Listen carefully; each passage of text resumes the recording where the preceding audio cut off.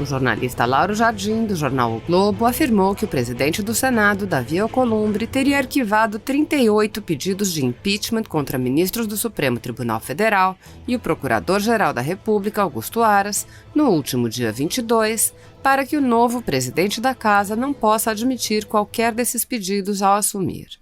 Pedidos de impeachment de ministros do Supremo são de competência do Senado, mas nunca avançaram porque os presidentes da Casa concentram o poder de admiti-los e se tornam uma barreira à análise. Alcolumbre manteve em suas gavetas todos os pedidos que recebeu. O senador Lazier Martins vem trabalhando para alterar essa situação e tirar poderes do presidente do Senado.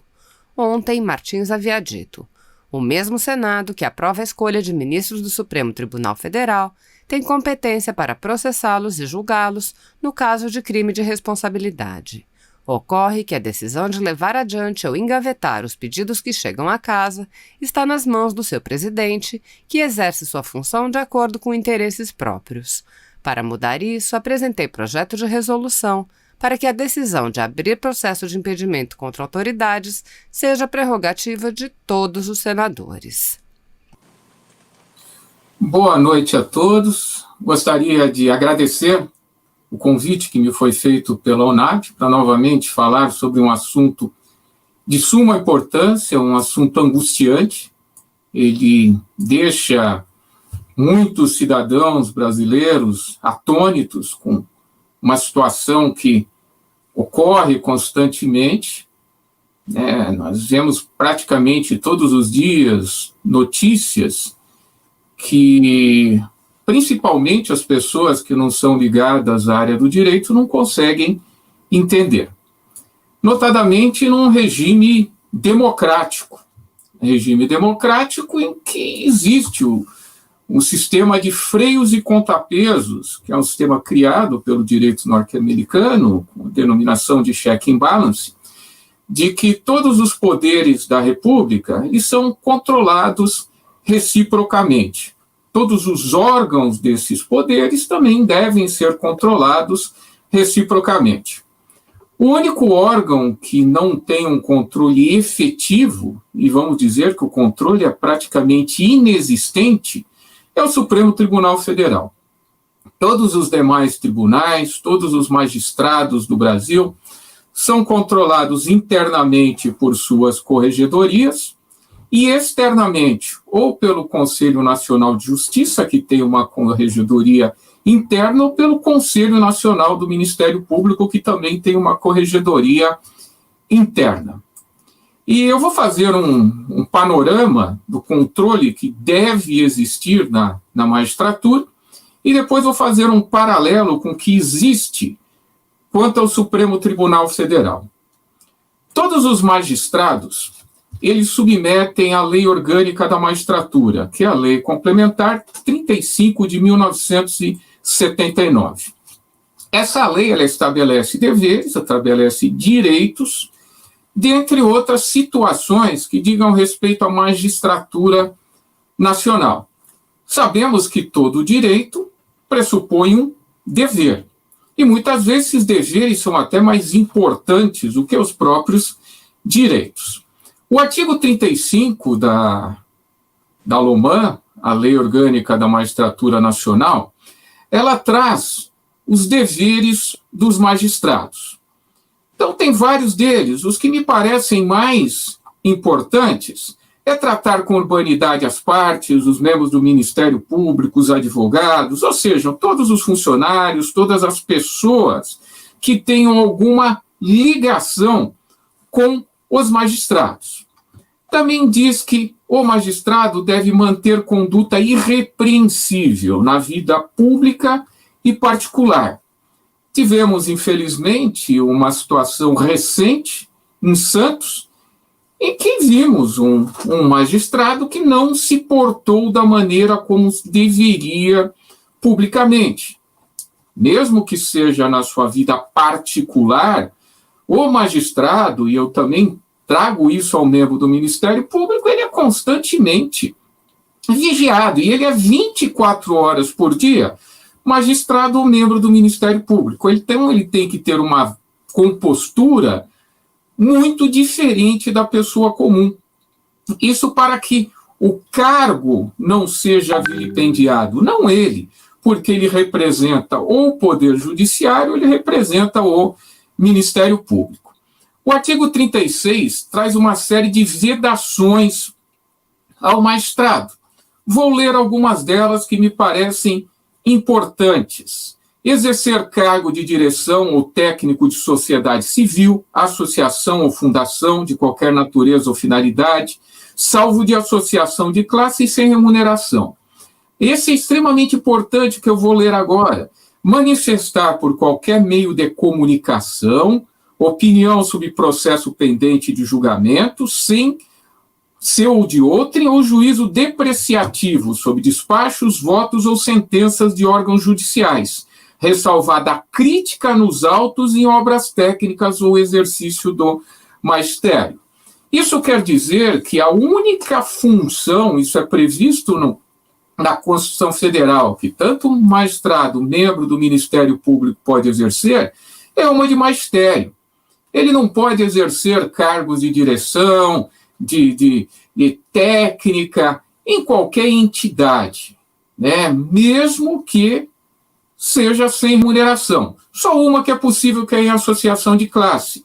E muito menos manifestar-se por meio de comunicação, opinião sobre processo pendente, de julgamento, e fazer qualquer juízo depreciativo sobre despachos, votos ou sentenças proferidas por outros órgãos judiciais, inclusive seus colegas da Corte. Pois bem, o grande problema que existe no que tange ao Supremo Tribunal Federal é que isso vale para todos os magistrados. Qualquer magistrado que incorrer numa falta dessa, podem ter certeza, imediatamente será instaurado um procedimento, seja na sua corregedoria interna ou pelo próprio Conselho Nacional de Justiça, uma corregedoria externa. Não existe para o Supremo Tribunal Federal uma corregedoria interna. Não é previsto, não há essa previsão. Em tese, se houvesse um fato desse, e eu falo em tese, porque pode ocorrer com qualquer pessoa, independentemente de que ela seja, não vai ser instaurado um procedimento. Não tem corregedoria. Em tese, deveria ser instaurado esse procedimento, nomeado um relator, que seria o ministro, para dar andamento a ele. Eu não tenho conhecimento de nenhum procedimento instaurado até hoje perante o Supremo Tribunal Federal. Pode ser que exista? Pode ser, porque provavelmente vai correr em sigilo, em segredo. Nós não vamos saber, mas eu não tenho conhecimento. E todos nós erramos, todas as pessoas erram, todas as pessoas discutem, todas as pessoas acabam falando ou fazendo alguma coisa que pode repercutir na sua vida privada ou pública e ser uma conduta incompatível com o cargo de magistrado. Como toda pessoa pode fazer, deveria existir um controle interno. Mas esse controle, efetivamente, na prática, não existe. Em 2007, houve um julgamento do Supremo Tribunal Federal que decidiu que o Supremo Tribunal Federal não se submete ao controle do Conselho Nacional de Justiça. Por quê?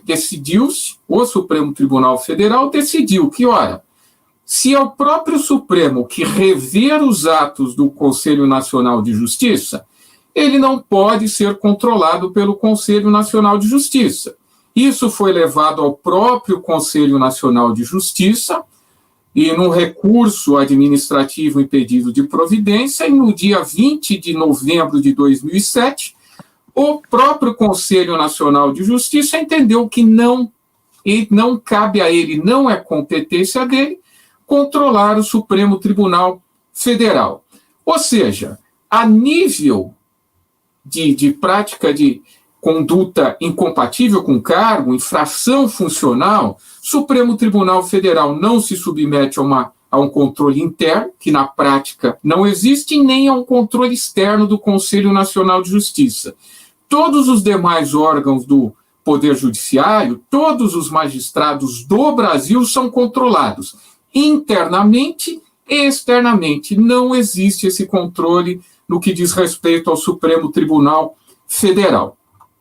Pois bem, e no caso de crime, como que funciona? Para que seja investigada uma infração penal, que haja suspeita da prática de crime por qualquer pessoa, é instaurado um inquérito policial ou uma investigação criminal pelo próprio Ministério Público. Passa a suspeita para que seja instaurado esse inquérito e a infração vai ser investigada. Ou seja, se não houver uma investigação, mesmo que haja suspeita, os fatos não vão ser apurados, porque a grande maioria dos crimes demandam investigação e alguns crimes demandam uma investigação rigorosa. Para que seja instaurado um procedimento a fim de investigar uma suspeita de crime por parte de um ministro do Supremo Tribunal Federal, há necessidade de autorização do próprio Supremo Tribunal Federal. Ou seja, a Polícia Federal não pode investigar sem autorização do próprio Supremo Tribunal Federal. A Procuradoria-Geral da República também não pode investigar um ministro do Supremo Tribunal Federal se não houver autorização do próprio Supremo Tribunal Federal. Isso vale também para ato de improbidade administrativa, que é julgado pelo próprio Supremo Tribunal Federal, cuja ação é proposta pelo Procurador-Geral da República. Então, os espectadores vão perguntar, mas peraí, então o que é possível fazer, já que o Supremo Tribunal Federal está blindado por uma concha hermeticamente fechada? Dispõe a nossa Constituição Federal que os ministros do Supremo Tribunal Federal eles podem ser alvo de impeachment, e esse impeachment é julgado pelo Senado Federal. É o Senado responsável por julgar processos que apurem crimes de responsabilidade praticados por ministro do Supremo Tribunal Federal. E quais são esses crimes de responsabilidade? Eu vou citar dois, bem fáceis de serem entendidos. O primeiro deles é no caso do ministro do Supremo Tribunal Federal ser declarado suspeito. Então, no caso de ser reconhecida a suspeição de um ministro do Supremo Tribunal Federal, é causa de impeachment. É o que diz a Lei 1079/1950, mais conhecida como Lei de Impeachment, que trata dos crimes de responsabilidade.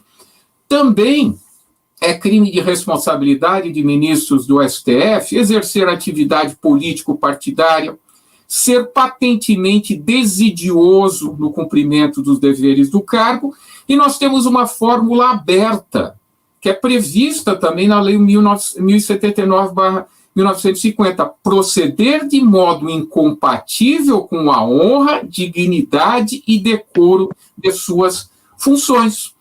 O exemplo que nós temos foi o que ocorreu com o magistrado em Santos. Aquele caso que aconteceu, que houve ali uma repercussão enorme, né, que ele acabou se dispondo com o guarda civil. Isso tudo está sendo apurado, mas é um exemplo de que não se pode fazer em público.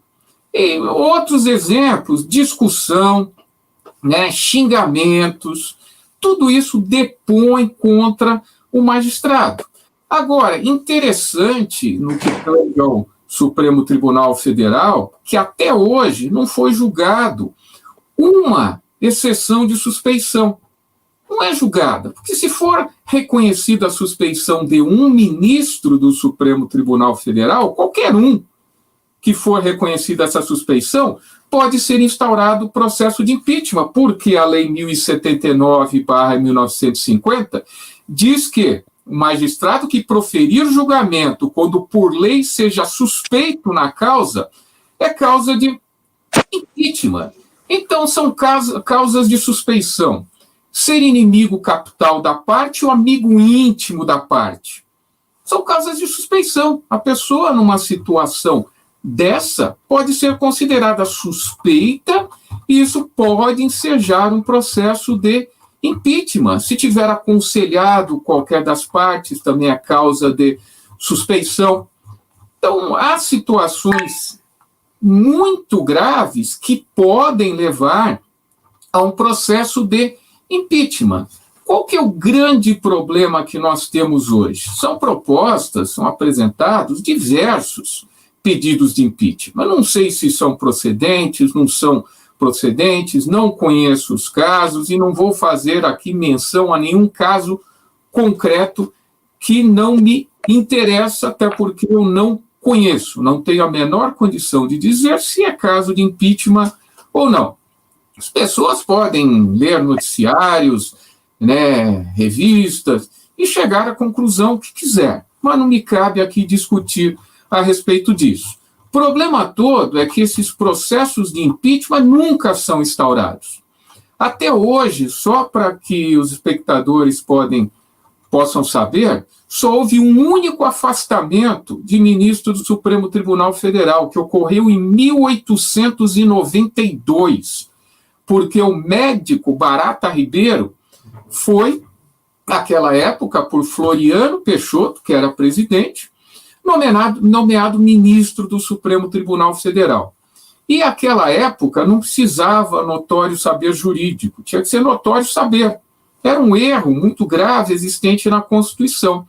E também a pessoa era nomeada e somente após a nomeação dela iria ser referendada pelo Senado.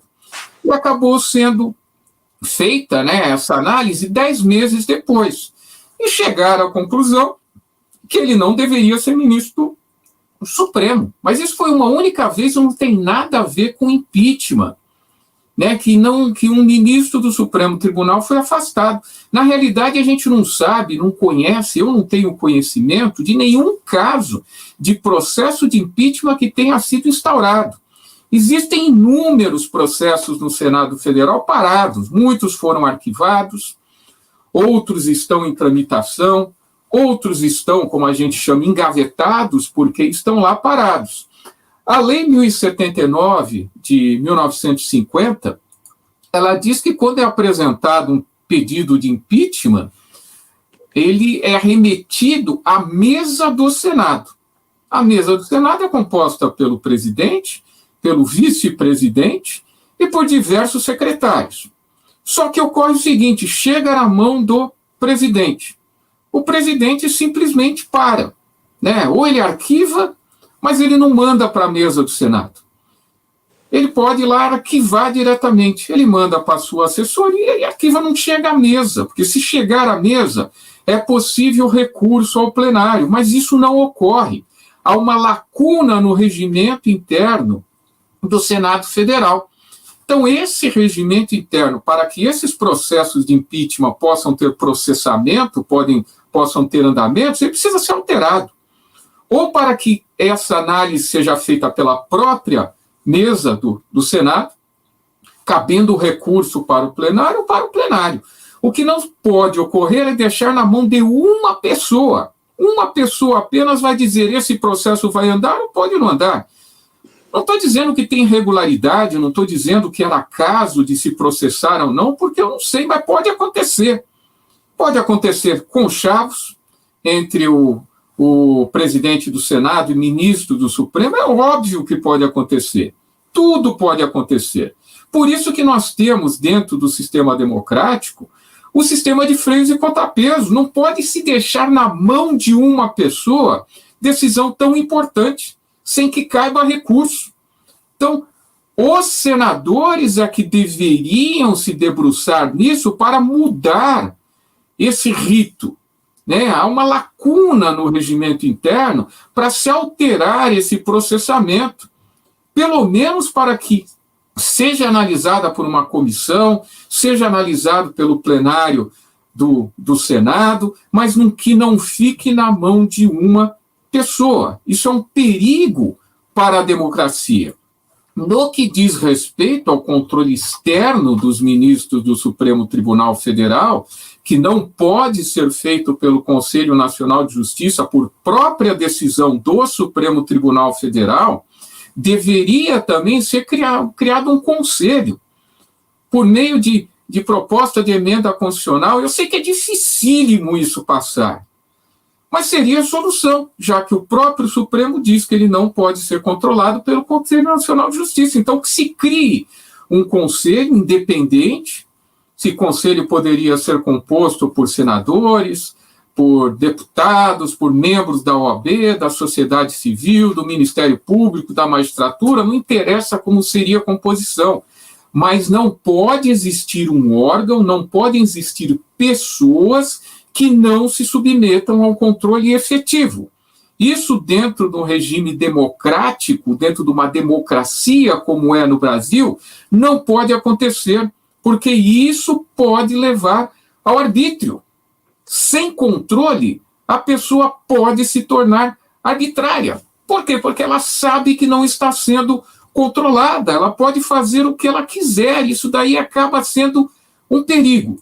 Toda pessoa, todo funcionário público deve ser controlado. E os ministros do Supremo Tribunal Federal não são diferentes, porque eventualmente, não estou dizendo que ocorreu ou não, mas pode acontecer. Pode acontecer que nós tenhamos infrações disciplinares, que nós tenhamos até mesmo a prática de delitos, de crimes, e toda pessoa, todo funcionário público dentro do sistema democrático deve ser controlado, ou por uma corregedoria interna, ou por uma corregedoria externa. Todos os membros do Ministério Público e demais magistrados são controlados por uma corregedoria interna e externa. Isso não deve ser diferente para os ministros do Supremo Tribunal Federal, qualquer um que sejam os presentes, sejam os futuros, porque isso daí faz mal para a democracia. Então, é isso que eu gostaria de dizer, de externar.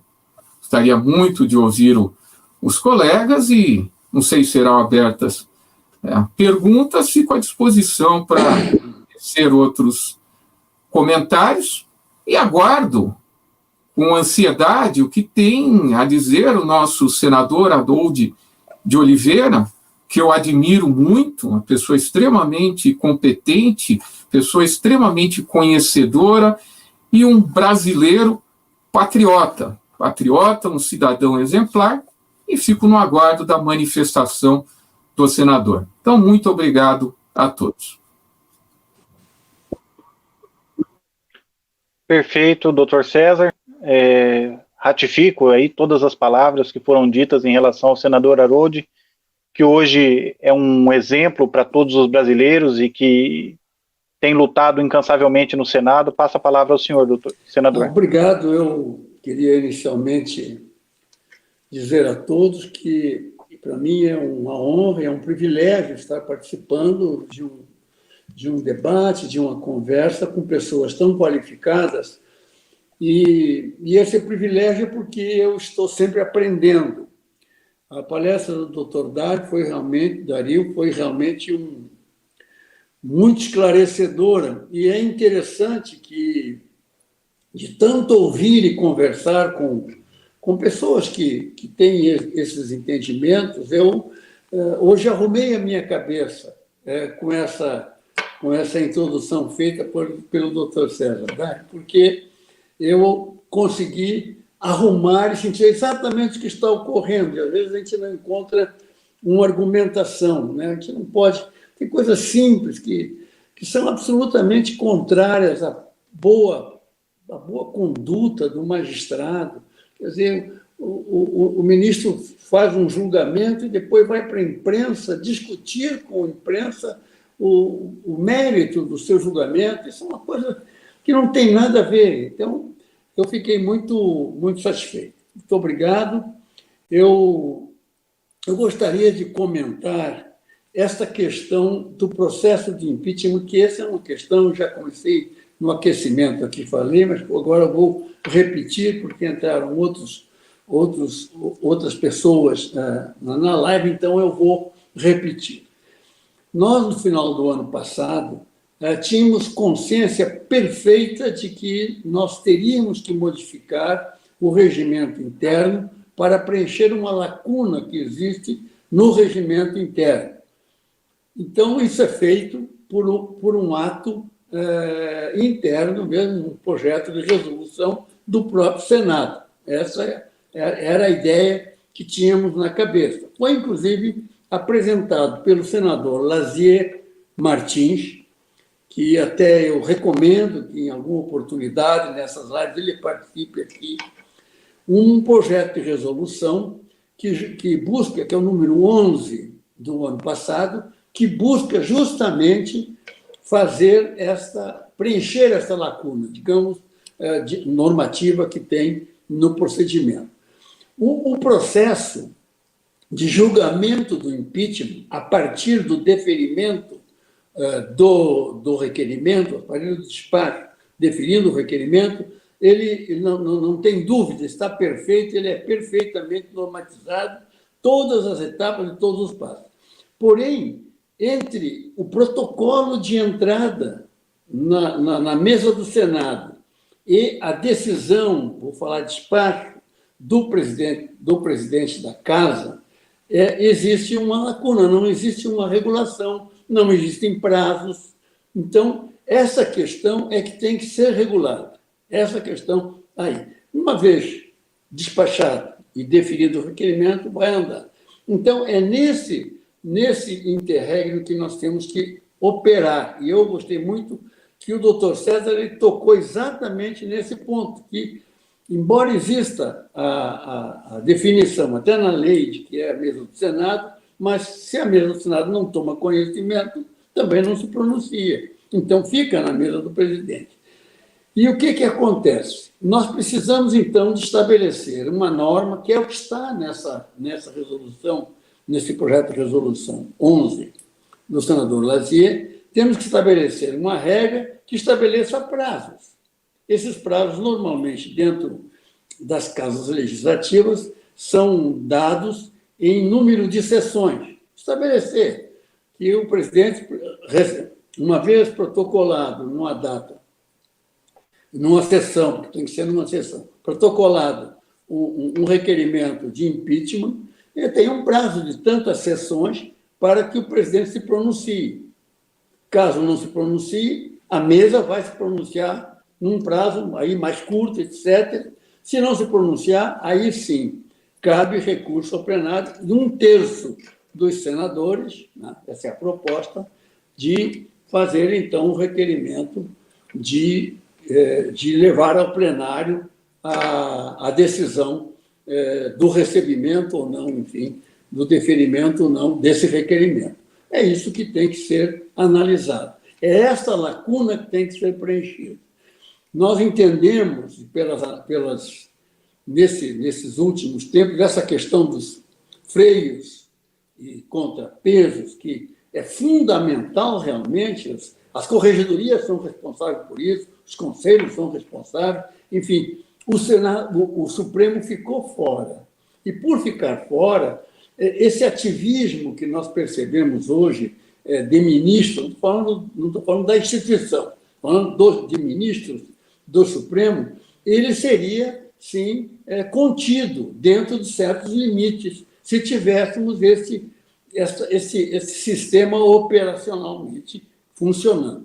Então, a gente nota isso, quer dizer, decisões, por exemplo, como foi a questão da CPI, chamada aí fake news, que foi uma CPI totalmente dentro do próprio Senado, não incorporou no procedimento a Procuradoria-Geral da República, que enfim, são questões que são muito claras na lei e que deixaram de ser cumpridas, que caberia algum questionamento nisso aí, sim.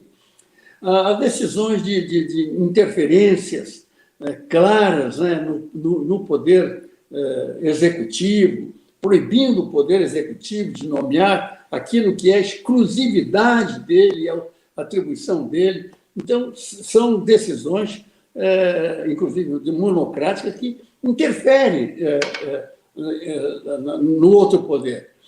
Decisões de, por exemplo, proibir a polícia de entrar em comunidades, lá aqui no meu estado. Isso é um maior absurdo que pode existir.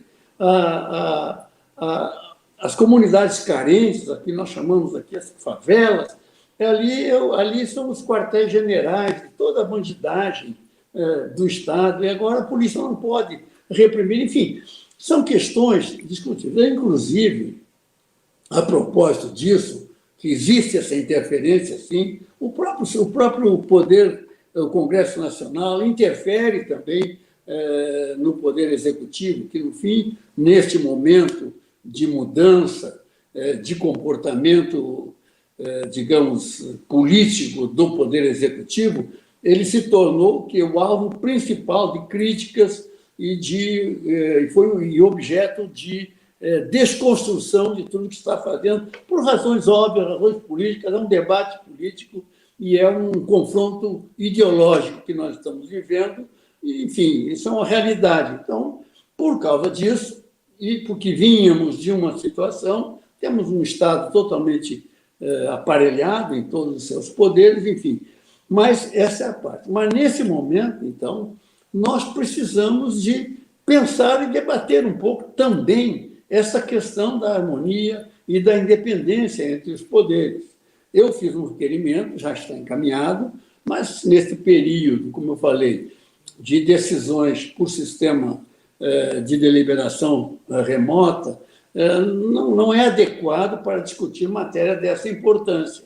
Então, mas o requerimento está colocado, tão logo nós iniciemos as reuniões presenciais, pretendo que nós façamos um debate